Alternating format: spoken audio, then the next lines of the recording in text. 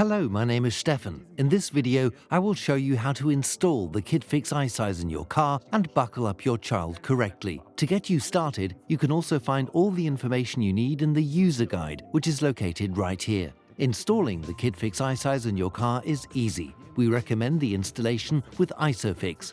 To use ISOFIX, just place the KIDFIX iSize on the seat and pull out the ISOFIX arms. When you click the ISOFIX arms into place, make sure that the indicators turn green on both sides.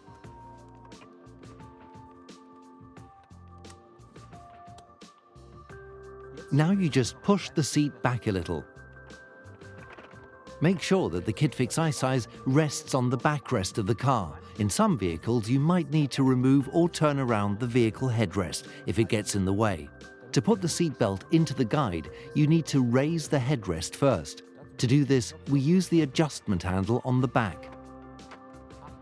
Make sure that the headrest is locked into place. Now the seatbelt can be pulled into the guide. Make sure that the XP pad is on the correct side. Then you open the XP pad, put in the seatbelt, and close the XP pad.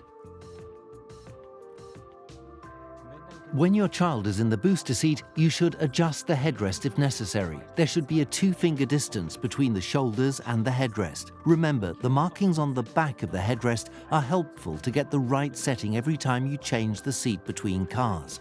Now you can buckle up your child. Make sure that the seatbelt lies within the green guides and runs through the secure guard. It should be firm and comfortable, and the XP pad should lie comfortably on the chest. To activate the SICT, just slide it on these rails, either like this or like this. The SICT must not touch the car door. Now you are ready for your first ride with the KIDFIX iSize.